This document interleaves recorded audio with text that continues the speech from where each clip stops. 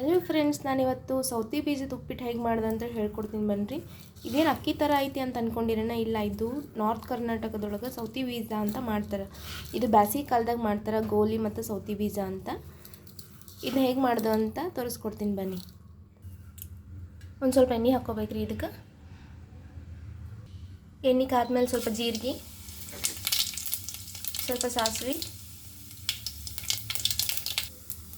ಈರುಳ್ಳಿ, ಹಸಿರು ಮೆಣಸಿನ್ಕಾಯಿ,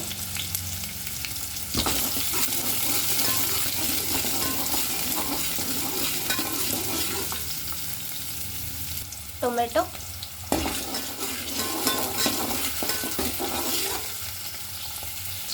ಸಾಲ್ಟ್ ಹಾಕೋಬೇಕು,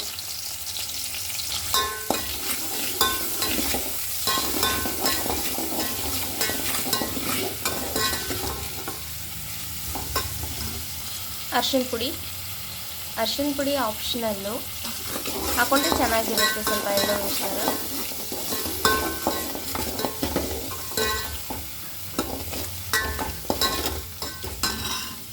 ಇದಕ್ಕೆ 2 ವಾಟರ್ ಹಾಕಬೇಕು. ನಾವು ಯಾವ ಗ್ಲಾಸಲ್ಲಿ ತಗೊಂಡಿರ್ತೀವಿ ಆ ಗ್ಲಾಸಿಂದ 2 ನೀರು ಹಾಕಬೇಕು.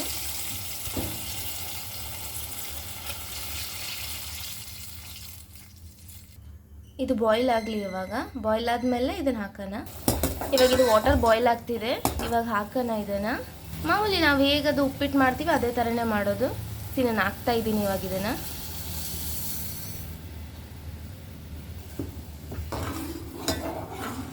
ಈ ಥರ ಮಿಕ್ಸ್ ಮಾಡ್ಕೊಳ್ಳೋಣ. ಇದು ಚೆನ್ನಾಗಿ ಬಾಯ್ಲ್ ಆಗಬೇಕು. ಕ್ಲೋಸ್ ಮಾಡೋಣ ಇದನ್ನು 1 ನಿಮಿಷ. ಓಪನ್ ಮಾಡೋಣ ಇದನ್ನು. ನೋಡಿ, ಕುದೀತಾ ಇದೆ ಇದು. ಸರಿ, ಮಿಕ್ಸ್ ಮಾಡೋಣ. ನೋಡಿ, ಈ ಥರ ಆಗುತ್ತೆ.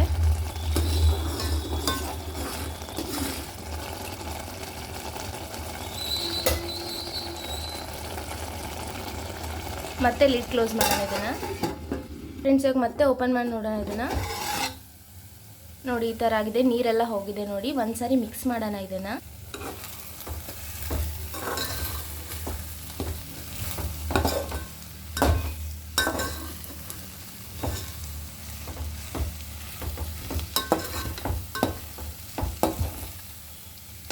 ನೋಡಿ ಯಾವ ಥರ ಆಗಿದೆ ಅಂತ. ಸೇಮ್ ಬಾಸುಮತಿ ರೈಸ್ ಥರನೇ ಬರುತ್ತೆ. ಇದು ಚೆನ್ನಾಗಿರುತ್ತೆ, ತಿನ್ನೋಕೆ ತುಂಬ ಮಕ್ಕಳಿಗಂದ್ರೆ ತುಂಬ ಟೇಸ್ಟಿಯಾಗಿರುತ್ತೆ. ಡೈಲಿ ಅದೇ ಉಪ್ಪಿಟ್ಟು ಅಂದರೆ ತಿನ್ನಲ್ಲ ಅಲ್ಲ, ಸೊ ಈ ಥರ ಮಾಡಿದ್ರೆ ತುಂಬ ಚೆನ್ನಾಗಿರುತ್ತೆ. ನೋಡಿ ಎಷ್ಟು ಉದುರಾಗಿರುತ್ತೆ ಇದು. ನೋಡಿ ಫ್ರೆಂಡ್ಸ್, ನಾವು ready to serve. This is ನೋಡಿ, ಹಾಗೆ ನೋಡ್ಬೋದು ಎಷ್ಟು ಚೆನ್ನಾಗಿ ಬಂದಿದೆ ಇದು ಅಂತ. ತುಂಬ ಬಿಡಿ ಬಿಡಿಯಾಗಿ ಈ ಥರ ನೀವು ಮಾಡ್ಕೊಳ್ಳಿ ಫ್ರೆಂಡ್ಸ್, ತುಂಬ ಟೇಸ್ಟಿಯಾಗಿರುತ್ತೆ.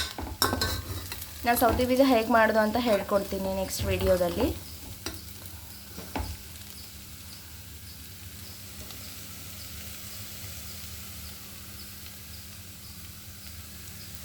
ಮಕ್ಕಳಿಗೆ ಈ ಥರ ಮಾಡ್ಕೊಳ್ಳಿ, ಚೆನ್ನಾಗಿರುತ್ತೆ.